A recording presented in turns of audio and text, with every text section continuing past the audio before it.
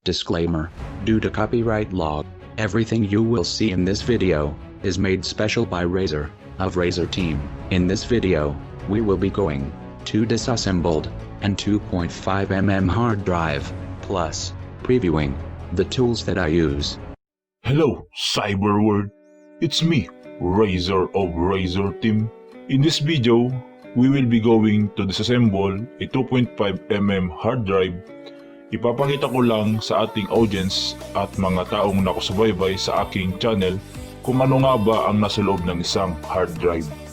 For now, I am going to unbox these new screw drivers that consists of 117 screwdriver bits na ating magagamit para i-disassemble ang nasabing hard drive.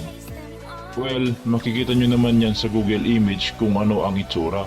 There are no difference at all, pare-pareho lang. Kung meron man, dito kasi sa video na inyong pinapanood ngayon, makikita nyo ng live at hindi image preview lamang. And ituturo ko yung parts by parts or components ng isang hard drive. Alam kong madami sa ating viewer dyan na nakapag-ship na into SSD, which is non-mechanical and a lot faster than a hard drive due to its non-IC or flash memory kung tawagin, na kung saan binubuo ito ng dimabilang na microscopic transistors or depende sa storage na meron kayo. Basta ang isipin nyo, 1 byte is equal to 8 bits. We will tackle these bits or memory units kung tawagin sa aking next video. We are anonymous. Never see that the things we need are staring right at us. You just wanna hide, hide, hide. Never show your smile, smile. Stand alone when you need someone. It's the hardest thing of all that you see are the bad, bad, bad memories. Take your time and you'll find me. I see you. For now, let's take a look what inside an hard drive. Tell me your problems, I'll chase them away. I'll be your lighthouse, I'll make it okay. When I see your monsters, I'll scan it so late. I'll chase them all away.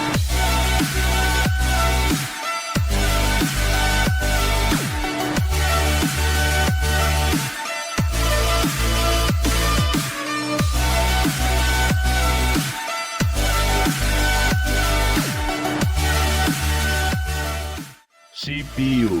Alam naman na ito ng nakakarami o mas kilala bilang Central Processing Unit na kadalasan na namimisinterpret ng mga baguhan sa IT field.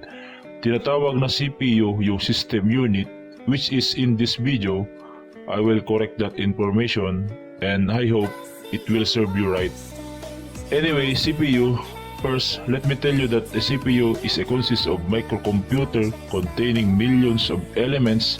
Sa madaling sabi, ito yung utak ng computer natin. Ito din yung kumokontrol sa lahat ng parts ng computer natin, physical, boards, and ICs. Kumbaga sa tao ito yung kung paano tayo mag-isip. In your computer, this is how it will think. So basically, may sariling CPU din ang hard drive. Aside sa CPU ng motherboard natin, like for example, Ryzen Threadripper as a CPU. CPU itself has the following three components: memory or storage unit, control unit, ALU or mas kilala bilang arithmetic logic unit.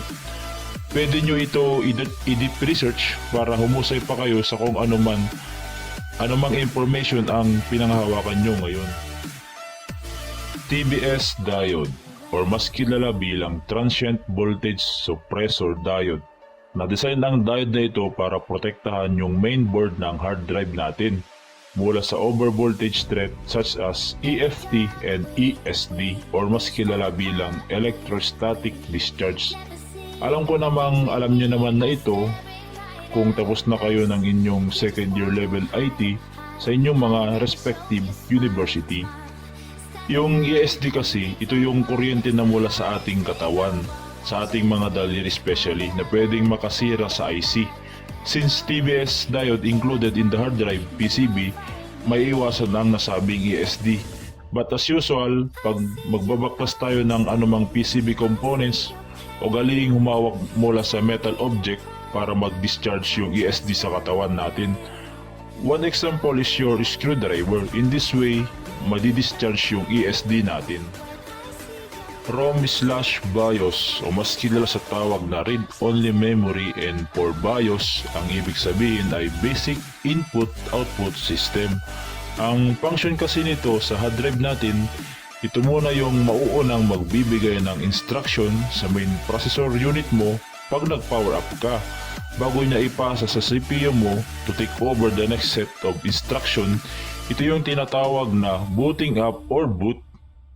Alam nyo bang mahirap itong i-modify kasi ito yung uri ng memory na kahit nakapatay yung system unit natin, nandun pa rin yung set of instruction when it connects to a power source again. Laging ganun, every time you boot up your PC or laptop, example is the CMOS itself that holds the last known good configuration and time. CPU cache, may 4 na grado ang CPU cache. Ito yung tinatawag nilang L1, L2, L3 at L4 na kinalaunan ay hindi na pinagpatuloy pero nag-stick sa L3 cache na lamang. Pwede nyong i-visit itong link na to for further information. May dalawang uri ng CPU cache. Ito yung DRAM o mas kilala sa tawag na Dynamic RAM. Ito yung uri ng memory na gumagamit ng capacitors para i-storage ang data. At yung capacitors, ito yung nag-hold sa data, temporarily data, sa pamamagitan ng kuryente. CPU cache kilala bilang SRAM or static RAM. Ang SRAM ay mas mabilis at mas mahal kumpara sa dynamic RAM. CPU cache, ito yung internal memory ng CPU natin. Ang purpose ng CPU cache ay para i-storage yung copy ng data and instruction mula sa RAM. Yung CPU cache kasi, ito yung nag-hold sa common data na kung saan iisipin ng CPU natin na gagamitin nating muli ang nasabing data. About level 1 cache, if yung nasabing data is hindi mahanap sa L1, hahanapin niya ito sa L2 cache. Kung hindi pa rin, hahanapin niya ito sa L3 cache. Likewise, kung hindi mahanap ng CPU mo yung data sa nasabing mga cache, hahanapin ng CPU mo sa RAM mo yung copy ng data para muling i-storage sa nasabing cache para sa susunod na mag-operate ka sa inyong computer, mas bibilis na ito dahil nag-load na yung mga nasabing data. Ito ay tulad ng startup application. That is the reason why merong mga third-party application that offers program deactivator and startup manager. Kasi when disabling this unnecessary startup application, bibilis yung boot ng computer mo, regardless if it is SSD.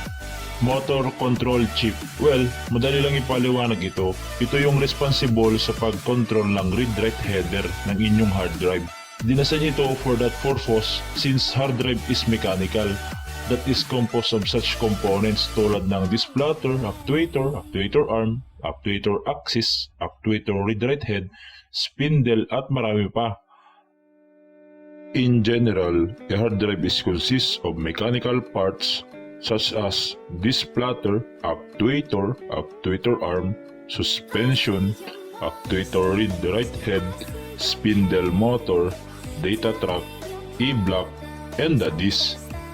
Likewise, do deep research on your own. Ang may papayo ko lang sa mga naka-drive pa nowadays is when you want to clear your tracks or to delete something that no one would ever recovering it.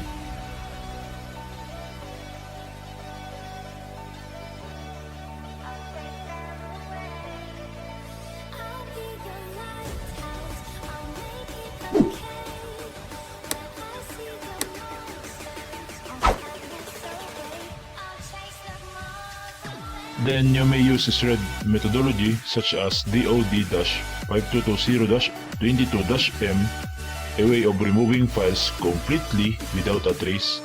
Most of the hacker use this kung alam nyo lang, especially when they don't own the hard drive or computer. Some are using VMware, which is working in a virtually operated system that leaves no track once it was cut or deleted completely. For SSD, it is the complete opposite. When a file has been deleted, it is really deleted without using a thread methodology. The one that responsible for holding such data is by parsing it to the disk plotter by the use of its read-write head, noticing the same spot of zeros and ones before then it was shut down and power up again.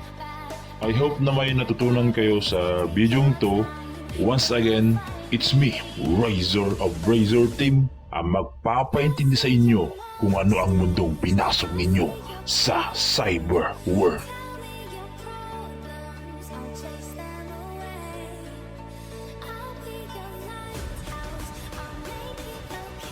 Razor is formally member of the following: HackerOne.com, HackForums.net, RootMe.org, 𝗖𝗽𝗍𝗆, www.𝗤𝗂𝗹𝗶𝗴𝗵𝗁, Void.2, bleepingcomputer.com, GSM Forum, 𝗬𝗃𝗲𝗿𝗏.com, 𝗤𝗂𝗃𝗍𝗆.com, www.phcorner.net, openpinoy.com, mpgh.net, 𝗤𝗃𝗲𝗍𝗆.com, and many more.